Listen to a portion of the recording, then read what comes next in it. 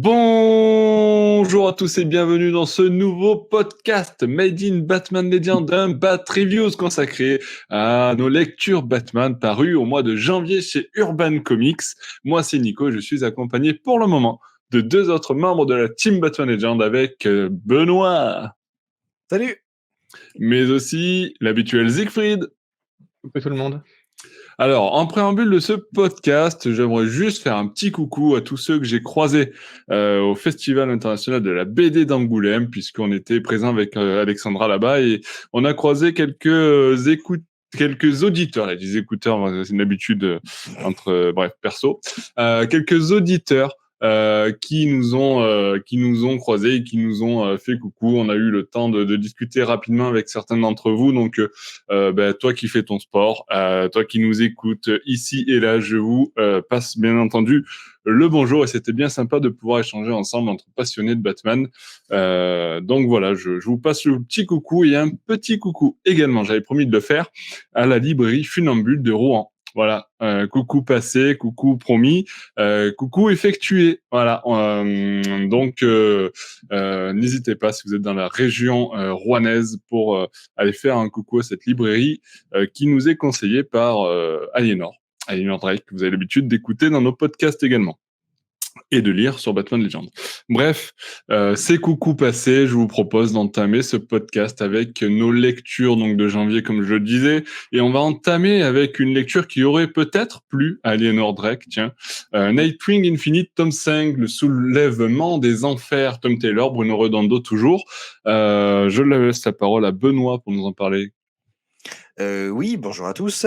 Donc, ce 5e tome de Nightwing, Infinite, alors ça rassemble en fait 3 histoires. Il y a une première histoire qui est sur les Titans, voilà, sur une mission qu'ils vont aborder, aller en enfer pour aller sauver l'âme d'une petite fille.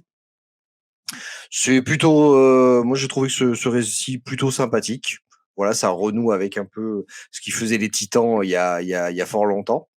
Ensuite, il y a un autre récit qui est une espèce d'interlude avec une enquête dans un cirque avec Connell, donc le nouveau Superman, enfin le deuxième Superman. Comme je lis pas trop Superman, je sais pas si c'est le même titre ou si voilà. C'est une enquête un peu sympa dans le monde du cirque où il y a un accident comme ce qui avait marqué la mort des parents de Nightwing. Et ensuite, le 3e thème, là, on retrouve l'équipe donc de Tom Taylor et de Redondo pour suivre là directement l'histoire qu'on avait quittée au tome précédent. Et là, c'est là où je trouve que vraiment on atteint une apogée dans cette histoire avec Nightwing. Puisque en fait on a un point de vue à la première personne comme ce qu'on a dans les jeux vidéo et c'est fait avec une main de maître au niveau scénario, c'est plutôt bon, mais surtout au niveau du dessin, là je pense qu'on atteint quand même quelque chose de très très élevé. Il y a une qualité quoi je pense pas qu'on puisse remettre trop en question, enfin pour moi en tout cas. Et après les deux premiers tomes, voilà, les 2 premiers récits, comme je disais. Le premier se laisse lire, voilà, si vous étiez fan voilà, des Titans, d'un peu de l'époque d'avant, etc. C'est bonnard. Le deuxième récit, un peu moins bon pour moi, un peu plus classique, un peu cousu de fil blanc. Mais du coup, dans l'ensemble, je trouve que c'est plutôt un bon tome. D'accord. Ok. Et du coup, parce qu'effectivement, il y a quand même une partie, donc il y a 240 pages au total, ouais. Et donc il y a la partie plutôt Titans, et ça représente combien sur le récit, on va dire le récit vraiment Nightwing, vraiment Titans, c'est une proportion de combien du coup? Je pense que tu as. C'est une bonne question. Le récit du milieu, en fait, est pas très très long. Et ouais. Après, c'est les 2 récits principaux, je pense qu'ils sont à peu près équivalents. T'as vraiment les Titans et puis après la série Nightwing en elle-même. Alors, t'as à peu près 110 pages sur le premier arc. Ok. Donc, l'histoire ça représente quand même une bonne partie. Ouais. De Nightwing qui implique les Titans, mais qui reste une histoire de Nightwing. Hein, c'est quand même le personnage principal, mais en tant que leader des Titans, avec une 30aine de pages à peu près pour la deuxième histoire. dans le cirque, et une trentaine de pages aussi, un fascicule pour la troisième histoire. Et Ah tu ouais, ne j'aurais parles dit pas du plus, tout tu vois. de...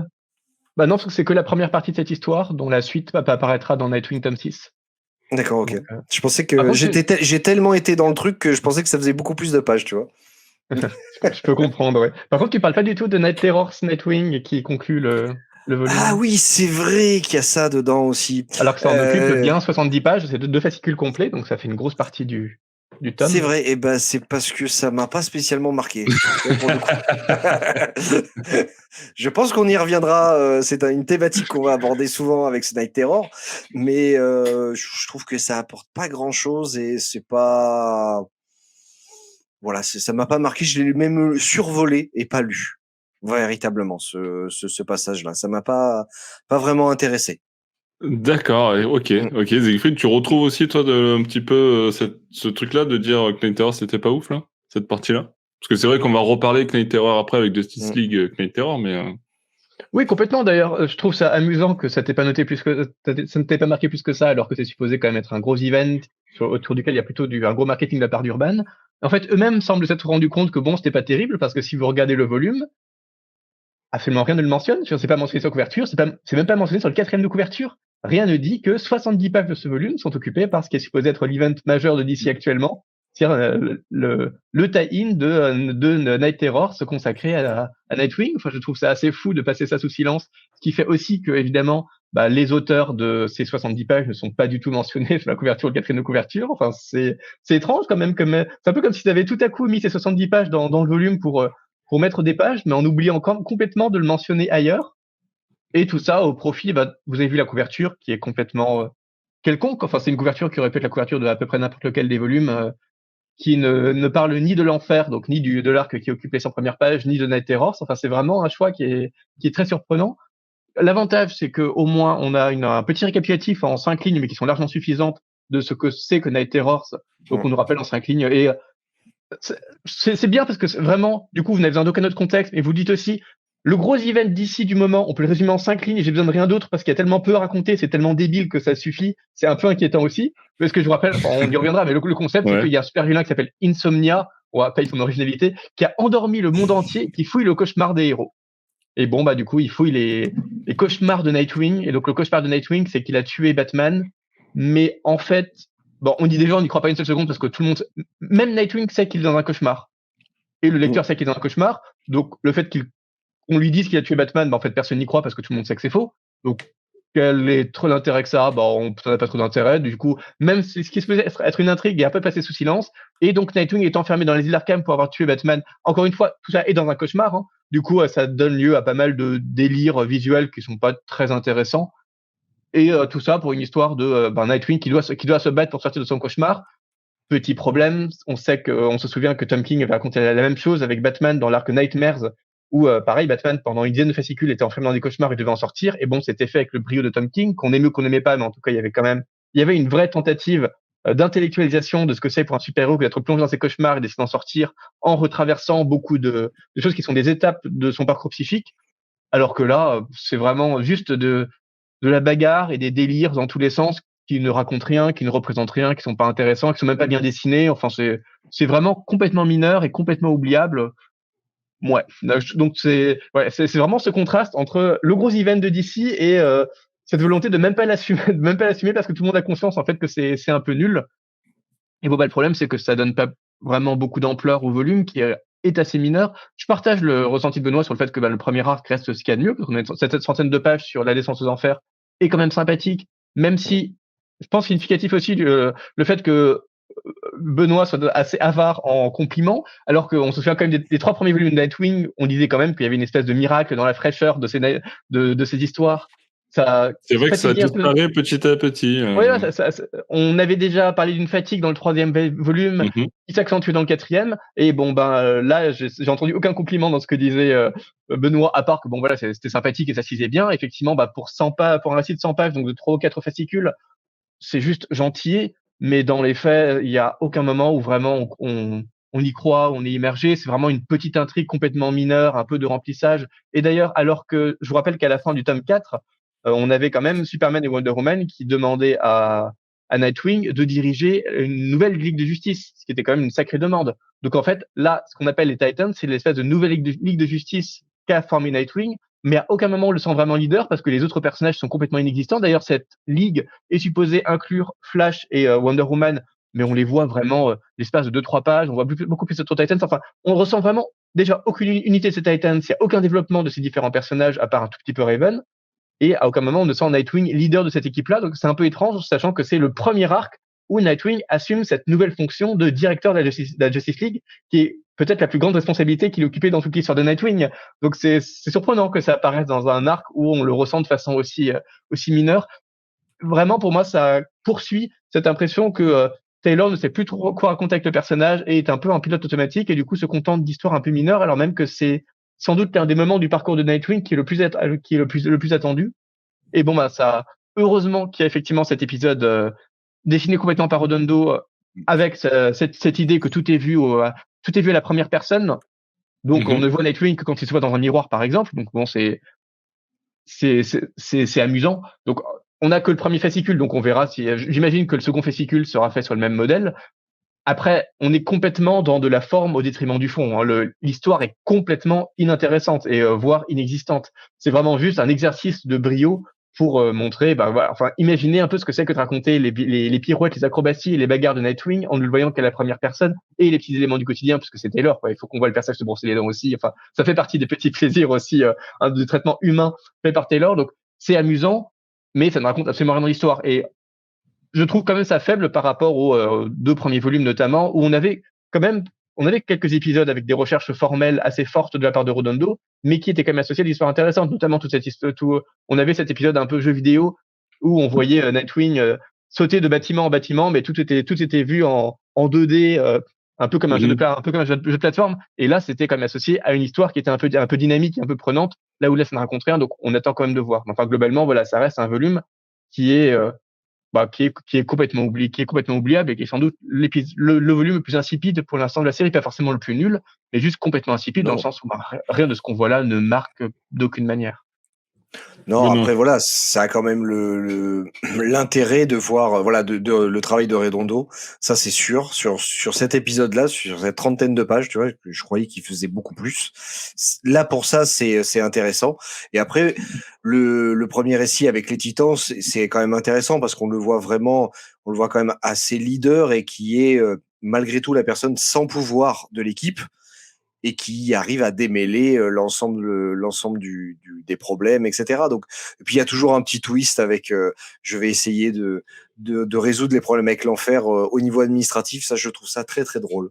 Il y a quand même 2-3 trucs sympas, mais c'est vrai que ça me ramène au vieux récit des Titans que j'aimais bien aussi. Bon, il y a quand même un petit peu de positif. Oui, ça se laisse lire. Par contre, j'ai hâte d'entendre votre critique de Knight Terror. Bref, on y arrivera bien assez tôt. Les amis, je vous propose peut-être d'enchaîner sur la prochaine lecture. Et là, on change un petit peu de registre. Cette fois-ci, on revient sur du Batman pur, du Batman par Lee Bermero au scénario et au dessin, si on peut dire scénario. C'est un petit peu particulier comme récit, comme ouvrage, j'ai envie de dire même. Batman, cher détective. Alors, je laisse la parole à Siegfried. Qu'as-tu pensé de ce récit? Si je ne sais pas si tu l'as découvert en matérialisé, on va dire, ou en dématérialisé, version PDF, puisque pour ce récit, j'ai l'impression que c'est quand même plutôt mieux de le découvrir entre les mains. Oui, alors ceux qui n'ont pas entendu parler du récit et qui voient tes réticences vont mieux comprendre de quoi on parle quand ils sauront que en fait ce qu'on a à faire ici, c'est un artbook. C'est clairement juste un artbook. Il n'y a pas d'histoire. C'est un artbook avec des images qui sont en fait des covers, et complètement dissociées les unes des autres séquentiellement, sont de temps en temps alternent de temps en temps avec des supposées lettres écrites par un super vilain mystérieux. Des lettres qui sont inspirées par celles de Jack l'Éventreur ou du Zodiac, c'est-à-dire que c'est bourré de symboles et de fautes d'orthographe et de ratures, et donc une espèce de décodage pour identifier la signature du vilain à la fin. Franchement, c'est c'est vraiment du niveau 0 de l'énigme, donc c'est un peu. Oui, c'est sûr qu'on n'est pas sur un niveau d'escape game avancé, mais bon, voilà.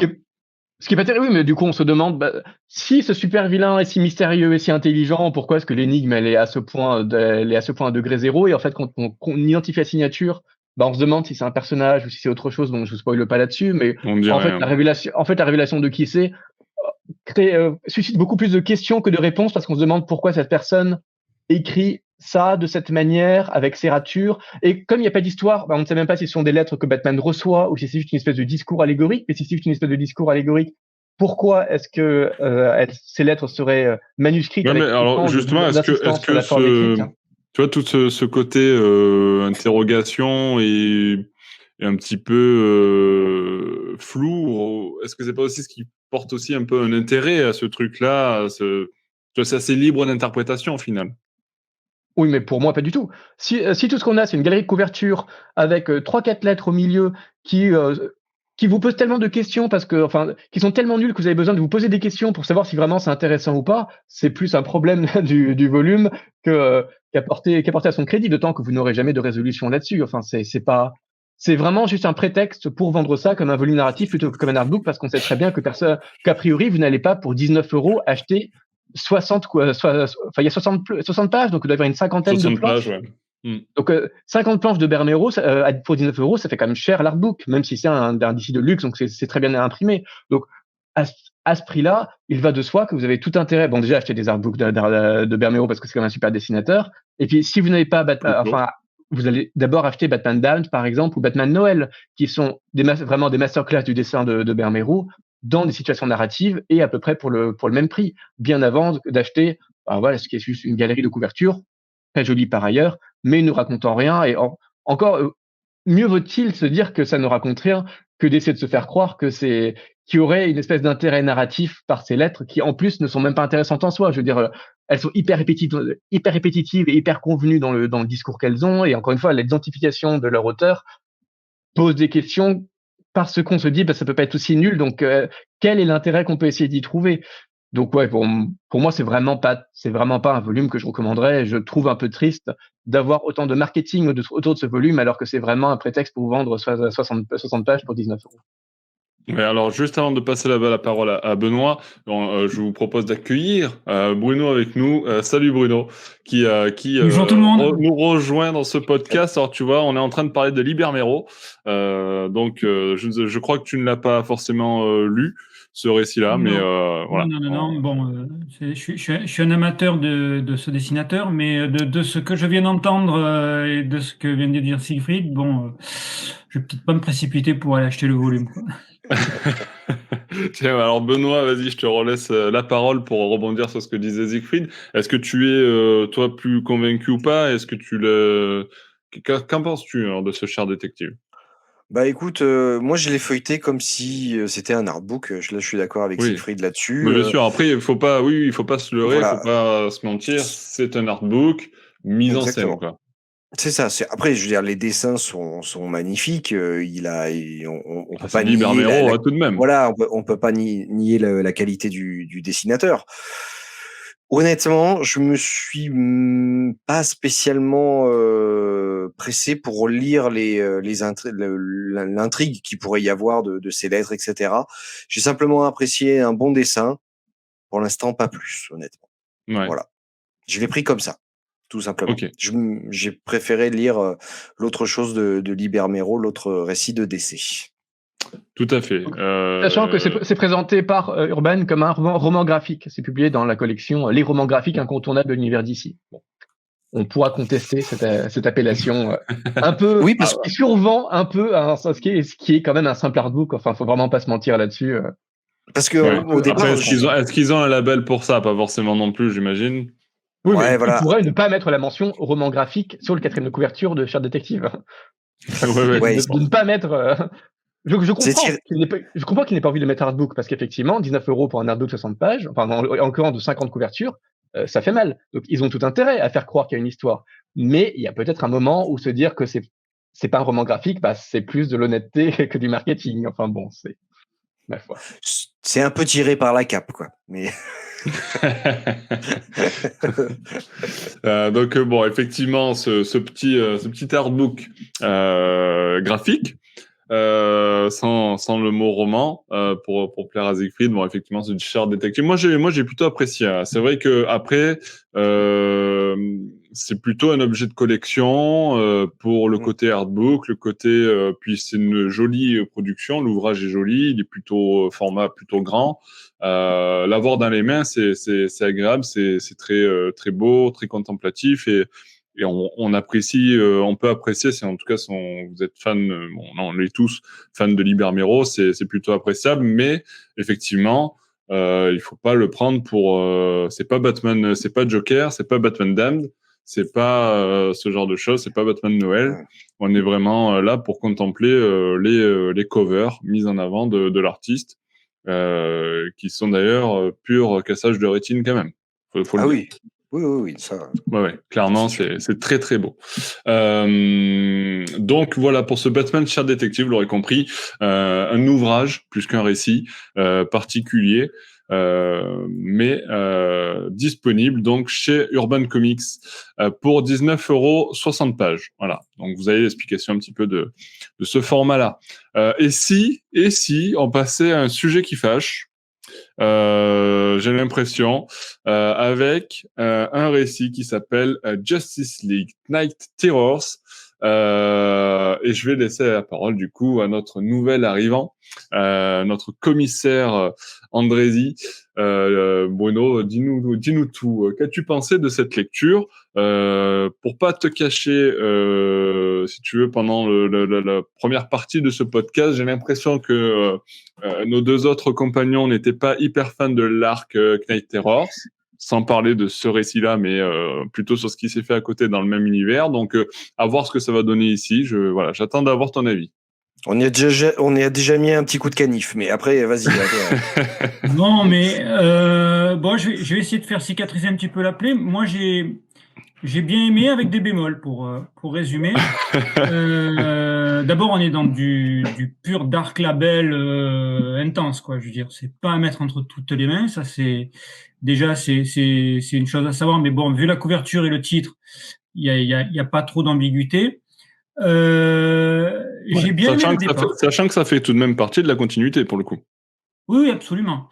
J'ai bien aimé le départ et le concept de ces cauchemars dont on croit sortir et dont on n'arrive pas à sortir.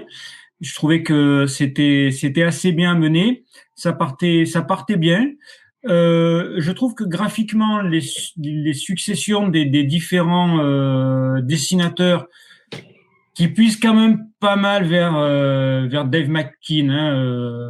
De temps en temps, on sent quand même qu'il y a une envie de retrouver un peu la patte de folie qu'il y avait dans Arkham Asylum, même si ici on est plus sur de la folie cauchemardesque que sur de la folie psychiatrique ou psychologique. Mais cette ambiance-là, elle est plutôt bien retranscrite. Bon, pour Justice League Night Terrors, vous oubliez Justice League. Il y a que Batman dans l'histoire.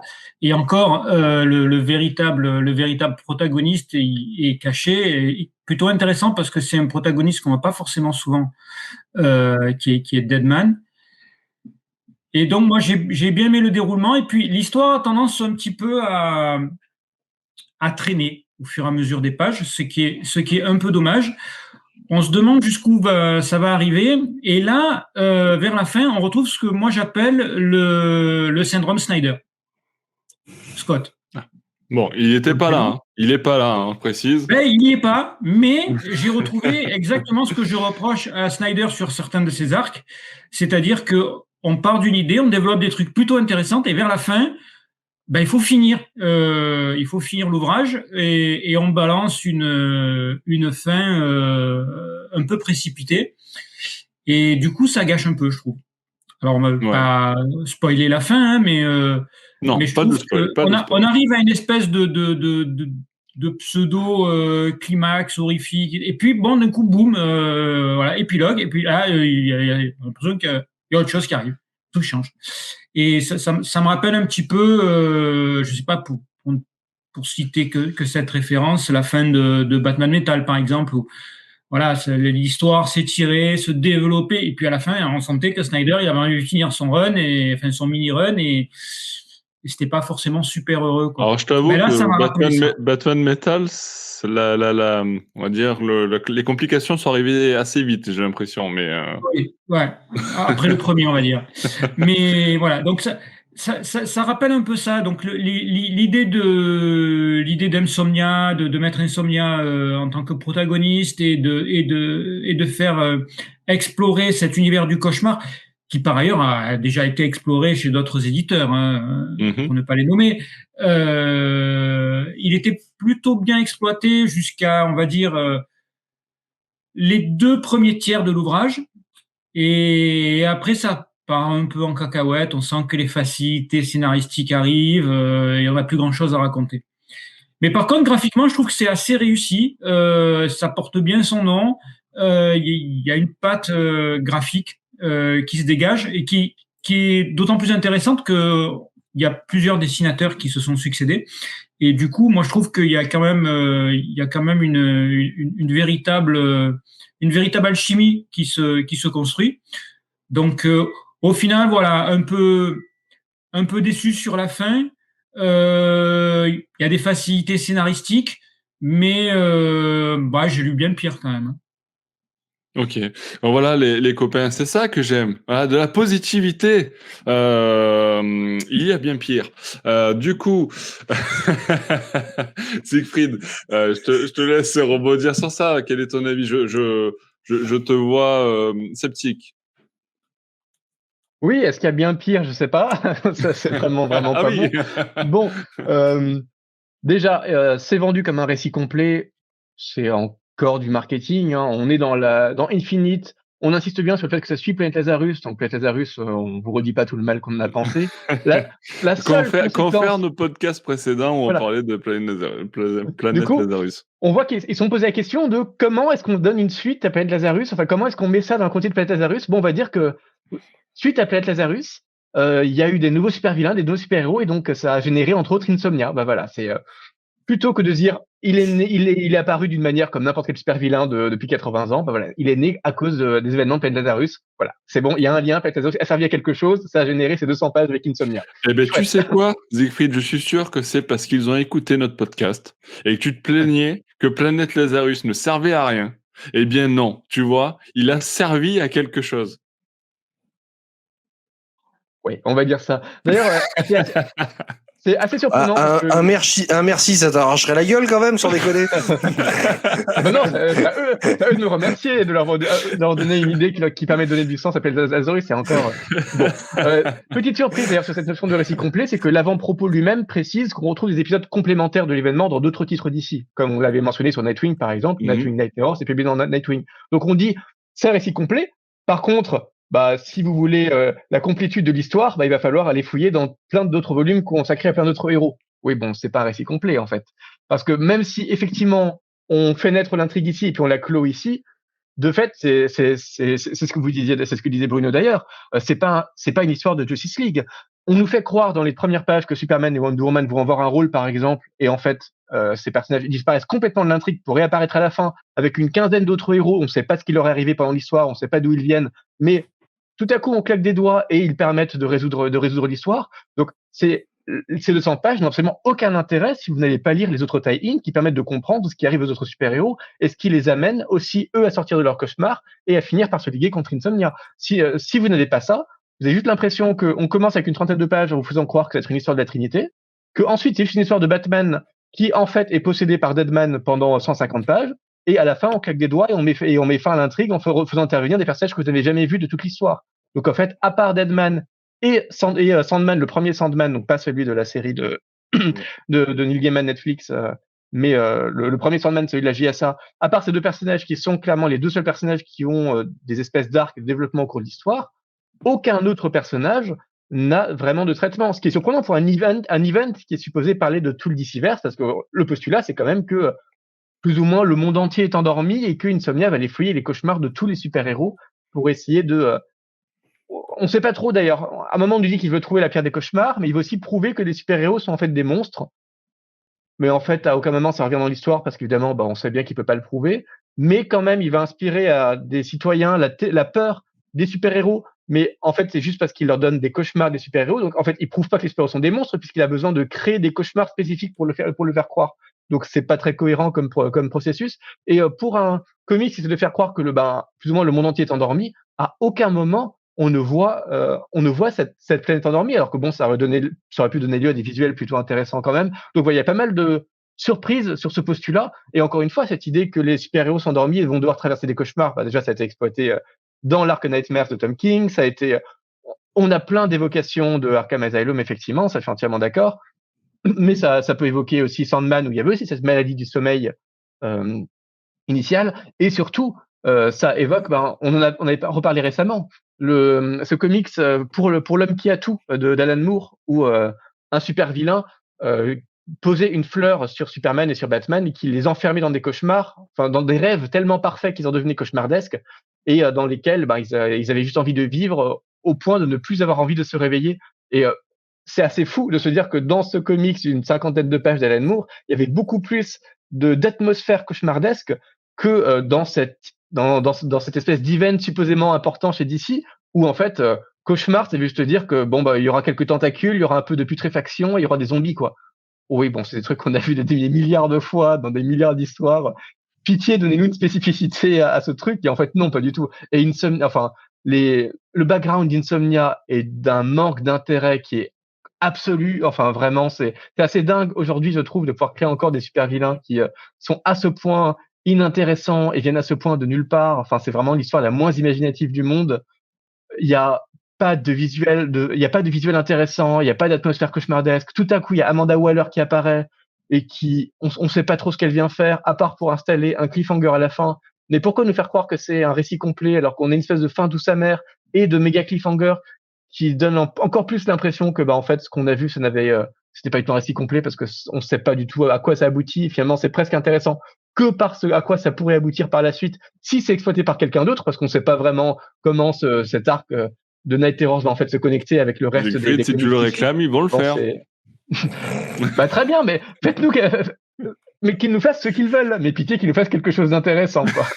Parce que là, le seul truc qui m'a un peu intrigué, c'est que ça commence par la mort du Docteur Destin. Donc, je vous rappelle que le Docteur Destin, c'est le personnage qui manipulait la pierre des rêves et qu'on connaît surtout grâce aux comics et à la série Sandman. C'est le personnage qui est incarné par David Toulis, donc Remus Lupin, dans la série Sandman. Donc, voilà, retrouver ce Docteur 10, Docteur Destin qui est assassiné au début, ça a créé un début d'intrigue, mais en fait, tout le reste, c'est vraiment, mais c'est vrai, c'est pas juste pas bien, c'est vraiment juste un manque d'intérêt qui est sidérant et je comprends même pas comment Williamson, enfin, parce que c'est lui qui est scénariste, Joshua Williamson, qui est comme un scénariste, c'est quand même plutôt réputé, et comme en DC, peuvent essayer de faire croire que c'est un peu leur event de l'année. Encore, bon, c'est le problème du DC, quoi. C'est qu'ils font 3 ou 4 méga events dans l'année, et en fait, on se rend compte que chaque event, c'est de la poudre aux yeux, qui, en fait, ne raconte rien, n'est pas rattaché à l'event précédent, et n'est pas rattaché à l'event suivant, et n'a aucun impact sur rien, et ne raconte rien. Enfin, c'est du mensonge marketing insipide, et d'une tristesse absolue, alors même que le postulat aurait pu porter des petites choses, mais même en termes d'histoire, voilà, c'est ce que disait très bien Bruno. On ne comprend même pas comment l'histoire finit en fait, parce que une fois Insomnia est hyper puissant, et puis la seconde d'après il est vaincu. On comprend pas trop comment il est vaincu, on comprend pas trop pourquoi il est vaincu, on comprend pas trop pourquoi des gens ont voulu nous raconter cette histoire pour la raconter de cette manière. Enfin, c'est nul quoi. Bon, vous l'aurez compris, j'ai l'impression que l'alerte Siegfried va rester bien au chaud ce soir. Mais alors, du coup, je peux rebondir pour Vas-y, bien sûr. Parce que bon, j'entends tout ce que dit Siegfried et c'est vrai, bon, il a raison. Moi, je l'ai vraiment vécu. Je l'ai lu comme si c'était un one shot. Donc, du coup, effectivement, ces frustrations-là, elles sortent. Mais du coup, je l'ai quand même considéré. J'ai essayé de le lire comme un ouvrage entre guillemets un peu à part. Mais tout ce que tu dis et c'est très intéressant. Je me demande si ça met pas encore une fois la lumière sur le fait que depuis Infinite ou au moins depuis la fin de l'arc Rebirth, on ne sait pas trop où va la continuité. C'est pas faux. C'est pas faux. Je dirais. Il se cherche quand même pas mal, quoi. Faire un bad talk sur le sujet. Non, mais c'est vrai.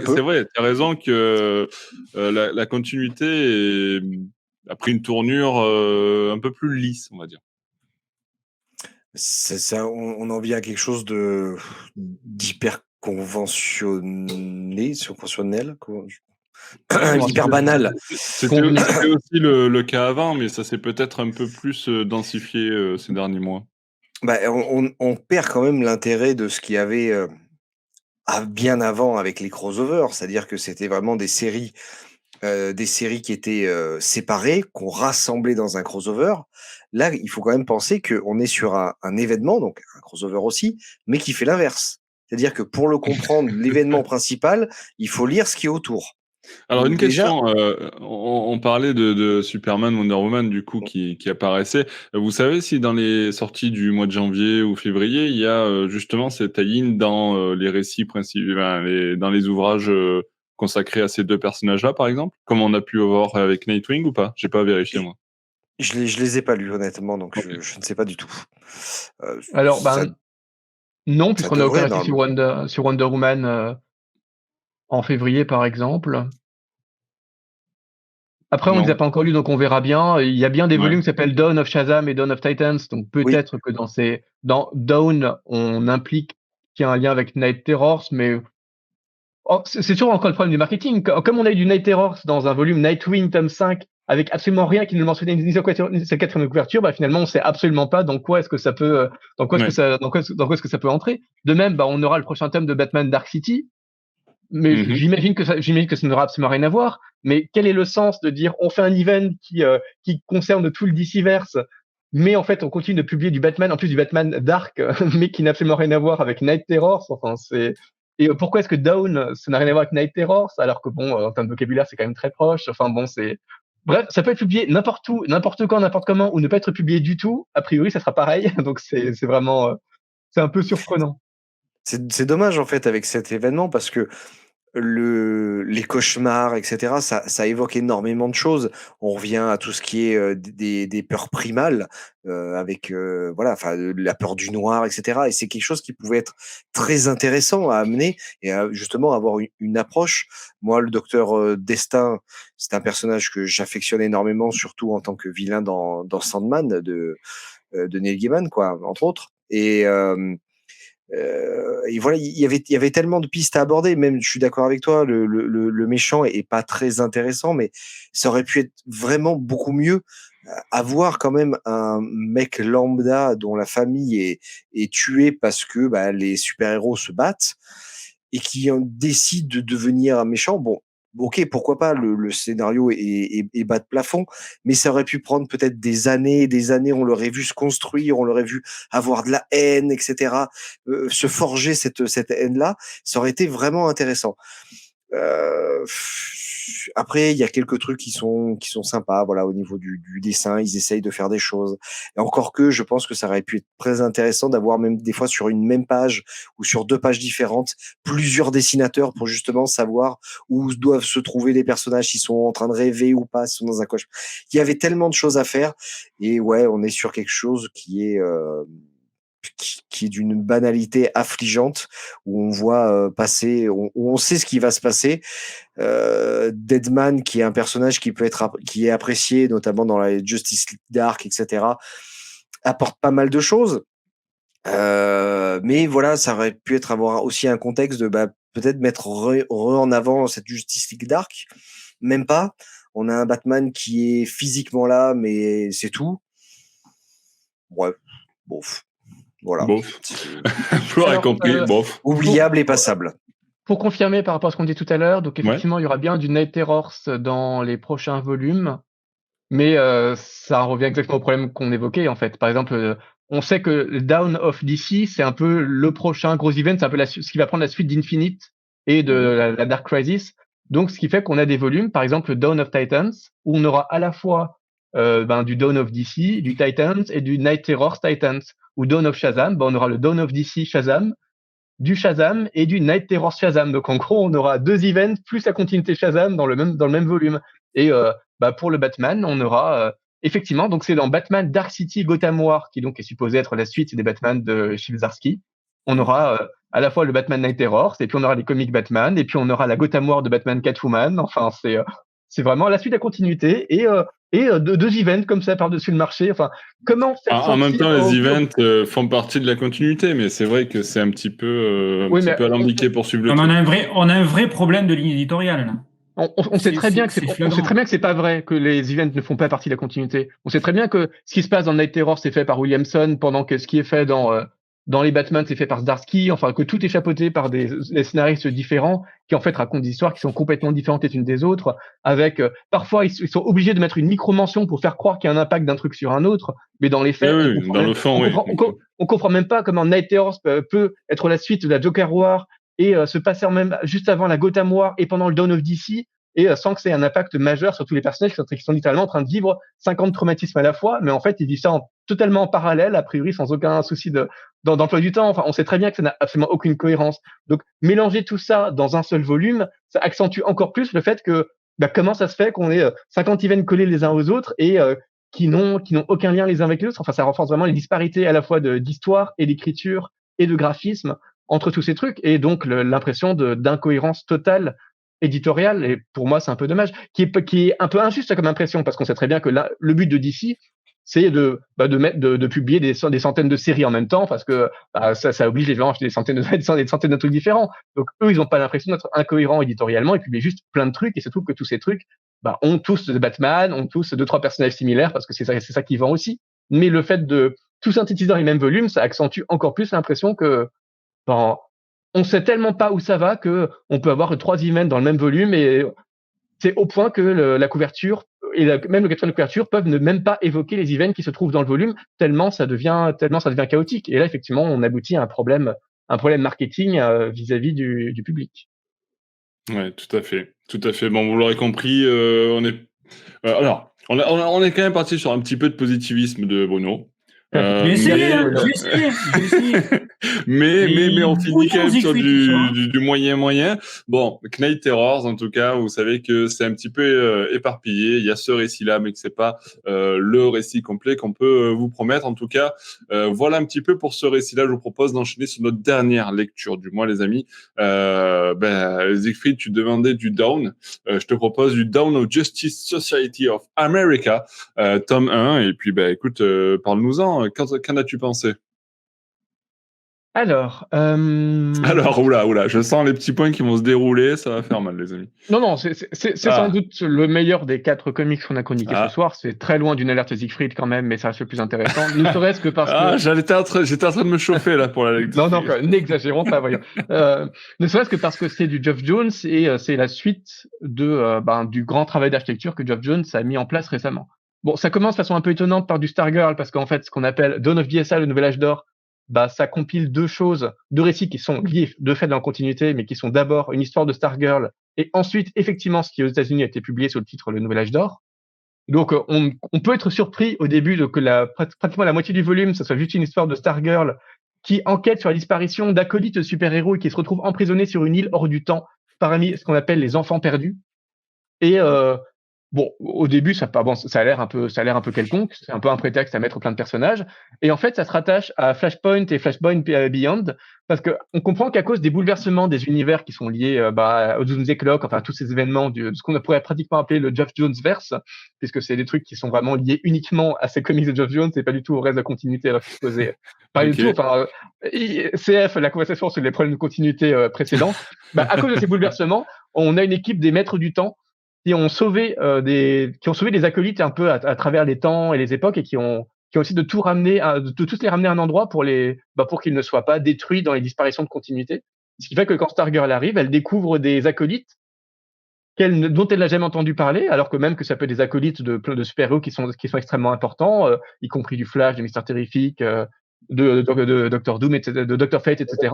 Parce qu'en fait, ce sont des acolytes d'autres continuités que le lecteur hyper expert peut connaître, parce qu'évidemment, c'est encore Jones qui s'amuse et qui va nous ramener des petits acolytes de tel personnage des années 40, de tel personnage des années 50, de telle terre parallèle des années 60, et elle va tout ramener dans le même univers. Donc, il y a cette espèce de plaisir à la fois de découvrir de plein de personnages et de se dire que quelque part tous ces personnages sont un peu légitimes, un peu canons, et que Jones en fait n'invente rien, tout dans une histoire totalement originale avec ses personnages, ce qui est plutôt chouette. Et c'est Jones. Donc Jones, il sait écrire des récits avec plein de personnages. Et bon, bah, évidemment, tout le monde n'a pas exactement la même place, la même importance, mais malgré tout ce postulat qui pourrait être un peu foutraque, ben, les enjeux sont toujours clairs, même les bagarres sont relativement clairs, l'intrigue est assez linéaire et avance plutôt bien, on comprend ce que veulent les personnages, où ils veulent, quelles sont leurs motivations. Enfin, donc c'est plutôt rafraîchissant, plutôt chouette, et avoir dans cette histoire de Stargirl et d'acolyte, ces petites évocations, d'abord subtiles, et de plus en plus appuyées à Watchmen, Flashpoint Beyond et Doomsday Clock, bah, ça donne vraiment l'impression d'un gros truc qui se passe en arrière-plan, et je trouve que ça fonctionne plutôt bien. Et donc c'est ensuite suivi d'une Nouvel Âge d'Or, donc Nouvel Âge d'Or qui n'a rien à voir avec le comics L'Âge d'Or de Robinson. L'Âge d'Or, c'est plus au sens de Golden Age des comics, parce que on commence effectivement avec la JSA telle qu'elle était dans les années 50. Et bon, bah là, Jones dérive un peu plus, il s'amuse un peu plus à raconter une histoire qui a lieu à différentes époques de la JSA, où on découvre que le super vilain Dégaton, qui en fait est un ennemi de la JSA depuis 1947 dans les comics, tue la JSA à différentes époques. Et donc, on a un personnage qui a besoin de revenir dans le passé pour essayer de sauver une JSA et de vaincre le super vilain, et idéalement de sauver les JSA de toutes les époques. Donc là, vous demandez, mais pourquoi parler de ce volume dans un podcast consacré à Batman? Parce que pour l'instant, mais pourquoi parler de ce volume consacré dans un podcast Batman? Parce que le personnage principal de ce Nouvel Âge d'Or, c'est Huntress. Et la dernière Huntress, c'est-à-dire la fille de Batman et Catwoman, et qui donc intervient à plusieurs époques de la JSA, et y compris à une époque où les super-héros, la JSA connaît Batman et connaît Catwoman, mais n'ont pas le droit de dire à Batman et Catwoman que c'est Huntress qui est revenu dans le passé pour les prévenir, parce que bon, bah, c'est Batman et Catwoman à ce stade ne savent même pas qu'ils auront une fille. Enfin, du coup, ça crée des petites intrications qui sont plutôt malines, et puis bon, c'est plutôt drôle de voir tous ces super-héros qui se disent, mais attends, Batman a une fille, enfin, qui évidemment n'en reviennent pas, ou au contraire, le personnage qui disent, ah oui, t'es la fille de Catwoman, donc je vois très bien qui est ton père. Enfin, ça donne lieu à quelques passages humains assez chouettes. Le seul problème étant que, bah, Jones a un peu le cul entre deux chaises, dans le sens où il essaie de faire un gros récit architectural à travers différentes époques avec plein de personnages. Donc, ça c'est un peu le risque après de... Ouais, ça essaye un peu de tirer sur du Alan Moore, notamment avec des évocations de Watchmen qui font un peu too much, mais de même qu'il essaie de faire une grande histoire aussi, parce qu'en parlant de Huntress, du coup, il parle aussi évidemment de l'union entre Batman et Catwoman, mais du coup, ça rappelle beaucoup de Tom King. Et en fait, du coup, il marche sur des plates-bandes dont on sent qu'elles ont été instaurées par des auteurs qui étaient, il n'y a pas plus grand que lui, parce que Jones c'est quand même un grand, mais qu'elles ont déjà été tellement bien faites que forcément, en comparaison, ce qu'il fait paraît moins intéressant, et ça, c'est un peu dommage. Évidemment, quand il raconte Huntress, fille de Batman et Catwoman, bah, ça n'a pas du tout le même impact que quand c'est King qui le fait, parce que King, c'était vraiment au centre de tout ce qu'il a écrit sur Batman. C'était pour tendre vers cette immense histoire d'amour presque mythologique. Donc forcément, là, ça paraît un peu light, et même quand c'est un peu mignon, bah, ça paraît très light en comparaison. De même que, bon, pour l'instant, c'est qu'un volume 1, donc on a le droit de voir ce que ça donne dans le volume 2, mais de même qu'on a l'impression que parfois, bon, il va un peu loin à mélanger un peu les concepts et les époques, et il s'amuse un peu trop du point de vue intellectuel sans parvenir vraiment à quelque chose qui soit ni satisfaisant intellectuellement, ni vraiment satisfaisant dramatiquement, mais ça reste quand même un bon récit de Jones qui est vraiment dans la continuité d'histoire que moi j'ai bien aimé. On se souvient que j'avais été très positif sur Doomsday Clock et même sur Flashpoint Beyond, et alors même que j'avais été un peu dubitatif, par exemple, sur les débuts de Doomsday Clock, j'avais vraiment beaucoup aimé la fin, parce que d'une intrigue, il tirait une réflexion presque métaphysique sur le rôle des comics et le rôle des super-héros dans l'univers. Donc là, je me dis aussi que il est peut-être en train de poser des jalons qui sont qui sont intéressants, même si pas tout à fait satisfaisants, mais poser des jalons pour quelque chose qui peut vraiment être grandiose à la fin. Donc pour l'instant, je lis ça avec un peu d'intérêt et de plaisir, même si je trouve que les comparaisons, encore une fois, avec Moore ou King vont plutôt en défaveur de Jones. Mais je m'attends quand même à ce que la suite soit plutôt pas mal. Donc j'aurais très envie, j'y reviendrai avec grand plaisir pour vous dire quoi penser de l'intégralité quand il y aura la suite, parce que pour le coup, je suis vraiment très curieux de la suite, en espérant qu'elle sera meilleure et qu'elle donnera vraiment du sens à l'ensemble. Ouais. Alors bon, Siegfried, je suis désolé, mais juste un petit peu. Voilà. Bah, parce que c'était quand même pas mal. C'était quand même plutôt positif pour le coup à t'entendre le récit. Surtout en contrastant avec ce qu'il a dit tout à l'heure. C'est vraiment désespéré, ouais. T'as tellement besoin de sonner à la Siegfried que Dès que t'entends un petit mot un peu positif, un peu plus positif que le reste, t'as besoin de. Ouais, bon, il faut dire que c'est effectivement. Il fait beau aujourd'hui. Merde. Comme le disait Bruno, il y a quand même le choc thermique entre les récits d'avant et celui-ci. Il fallait se mouiller la nuque. Donc bon, du coup, je préfère anticiper un petit peu tout ça. Benoît, est-ce que tu veux rebondir sur ce que disait Siegfried par rapport à ce récit-là? Bah, j'ai lu la première partie, j'ai pas encore fini la deuxième, Ouais. mais j'ai beaucoup aimé la première partie avec les enfants perdus, parce que ça rappelle énormément de ce qui se faisait avant. Et puis moi je connais pas tous ces personnages-là, ces acolytes. Il y en a énormément, des trucs qui sont hyper ridicules parce que voilà, ça vient des années 30, des années 40, des années 50, avec l'acolyte de je sais plus quel héros s'appelle la coccinelle, ou l'acolyte de Mister Terrifique qui est Whisky, ou un truc comme ça. Il y a des trucs qui sont nazes, mais parce que voilà, ça a été Après, fait à l'époque. je sais qu'ils ont fait un film, la coccinelle, dans les années, mais je crois que c'est pas ça. C'est autre chose. Non, je pense pas. C'est une bagnole, ça n'a rien à C'est une voir. voiture, je crois que c'est une voiture. Mais voilà, finalement, on les découvre avec, je trouve, bonheur, avec joie, parce que du coup, ils sont d'un autre temps. On comprend qu'il y a vraiment un décalage énorme entre ce qui a été fait avant et ce qui a été fait aujourd'hui. On a ce lien avec Stargirl et Red Arrow qui sont contemporains. Et franchement, ça se laisse vraiment, enfin, ça se lire avec bonheur, moi je trouve. Et évidemment, toute cette histoire, effectivement, tu as raison, Siegfried, avec les maîtres du temps, avec le lien avec Doomsday Clock, etc. On se dit que, mine de rien, on n'a pas lu tout le reste pour se dire à un moment donné, il y a une fin et puis après, démerdez-vous avec. Il y a quand même une continuité, mine de rien, sous-jacente. Et ça, c'est plutôt intéressant là-dessus. Donc j'ai hâte de finir, parce que j'ai à peine abordé le deuxième récit pour l'instant, mais j'ai hâte de le finir. Ah bah ouais, vous voyez qu'on peut arriver sur du positif. Ah, j'ai bien fait de le placer en dernier celui-ci, tiens, dans notre plan de la soirée. Non mais bon, effectivement, après c'est vrai que il y a des récits qui sont plus ou moins intéressants et des choses qui sont plus ou moins agréables à lire. Donc là, ça fait du bien, en tout cas, de vous entendre dire du bien de ces récits, messieurs. Si vous n'avez rien d'autre à ajouter, je vous propose qu'on conclue ce podcast et qu'on donne rendez-vous à tout le monde pour le prochain podcast qui sera normalement un Bad Talk. Je sais pas si on voulait qu'on spoil un peu le sujet ou on laisse la découverte dans le prochain podcast. On peut spoiler. On peut spoiler, alors ça parlera de Batman et sans déconner.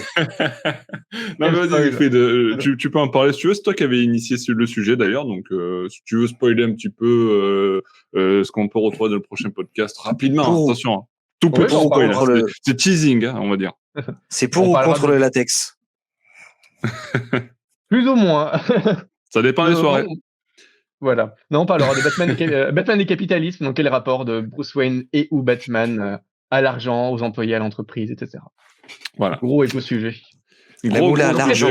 Est-ce qu'il investit dans une entreprise de latex? Ça, c'est Benoît qui s'engage à nous répondre. Voilà, Benoît va nous sur le sujet. Benoît nous présentera le sujet sous forme de diapositive. Explicite du latex dans le Diciverse. On attend. Bref, je crois que je vais conclure ce podcast avant que ça dégénère.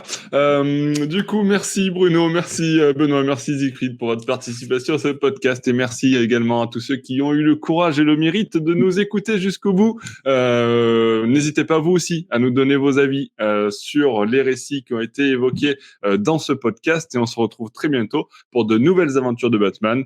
Ciao, ciao, ciao. Salut tout le monde. Bonsoir.